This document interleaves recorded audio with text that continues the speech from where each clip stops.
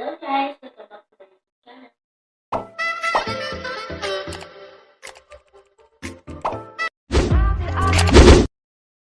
Kaya nga guys, muling balik tayo sa ating channel, BangGirl TV. My name is Sibayo Kevon, may hefty version. Itong topic na to about sa ating mga pets, especially sa mga dogs natin o other puppies natin. So yun guys, ano bang ginawa ko para masolusyonan yung pagtatae, yung may tubo yung dumi, or matamlay, ayaw kumain. So yun guys, I have no idea kung ano sakit ko. So, naging aware lang din ako kasi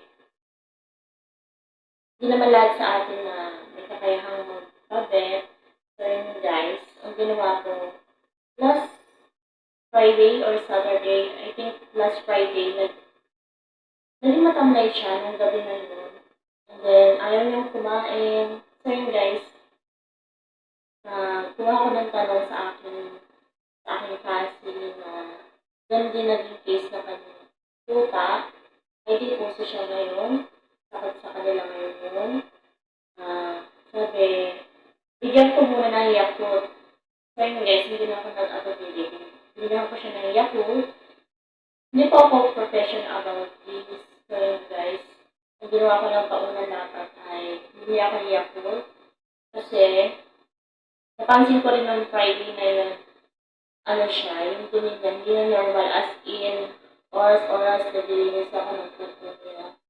Tawag siya naging matamlay.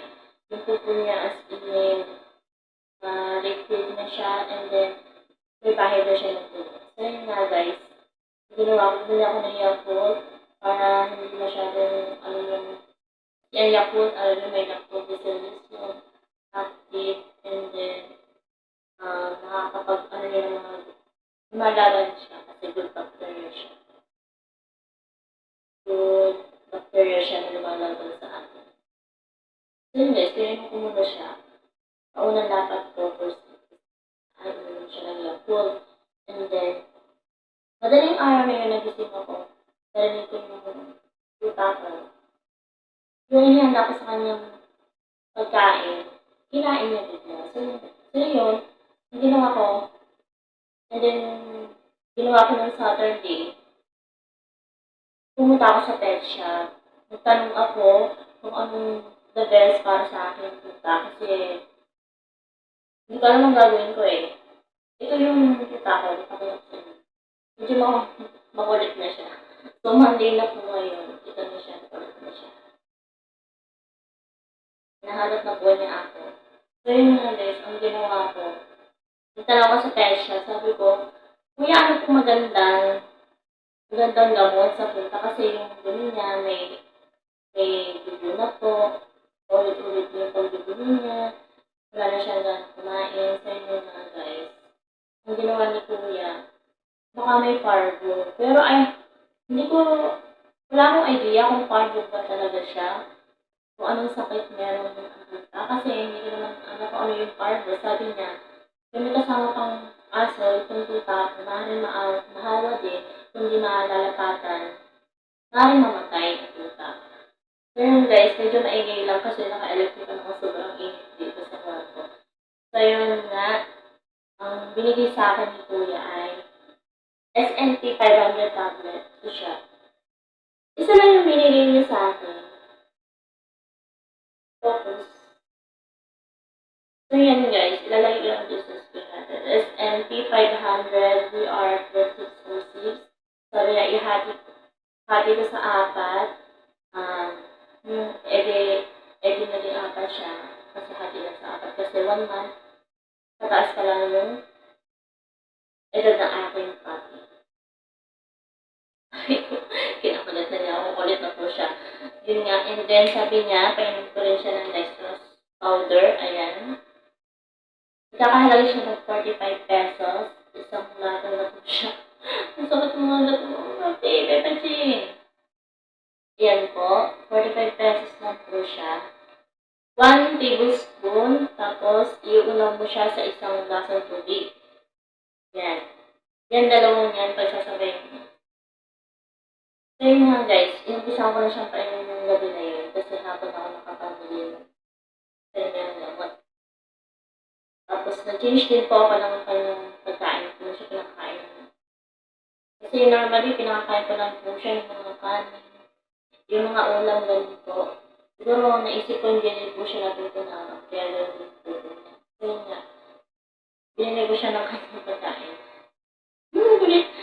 Yung ating pang-papi na food. Ito po may off ko dito. Pang-papi. So, yun yung pinigay ko siya. Ang way ng pagpapainit ko sa kanya nito, hindi ko na siya inunos sa tubig. Tapos isasayarin siya. Hindi ko na po siya gano'n. Ginawa ko, kumuha ko ng ulam. Tapos nilagay ko siya doon. Tapos yung kinain niya. Madali mo kakain. Kaya nga guys, kinaumagahan. Medyo nagago naman yung pagpupupo niya. Hindi na siya yung oras-oras ng pupupo. Sa una, hindi pa masyadong nawawala yung medyo may blood pa siya. So, Monday na ngayon. Sa ngayon, nagpupo siya ng umaga. Okay naman yung pupo niya. Medyo hindi na siya manipit. Okay na yung pupo niya. So, yun nga guys. Ito lang po yung kinainit ko sa kanya. Kahit na makatulong ko sa mga pet niyo. Hindi ko sinabi na nasalita ako as a professional. Alam ko na dapat gawin ko. So, yun nga guys.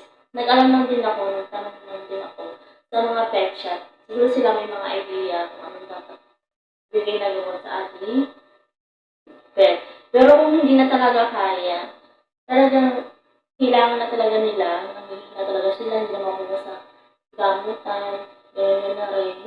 Mas the best, pumunta kayo sa vet para sa kaligtasan na rin ng inyong papi.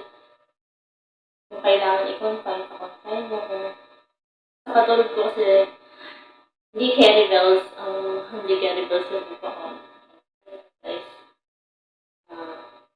kung kailangan talaga ipag-get natin. So, na, gugugot talaga tayo. Mahal natin talaga ang ating mga pet. Gugugot tayo para sa kanila. Para lang may ligtas sila. Yan na pong ako.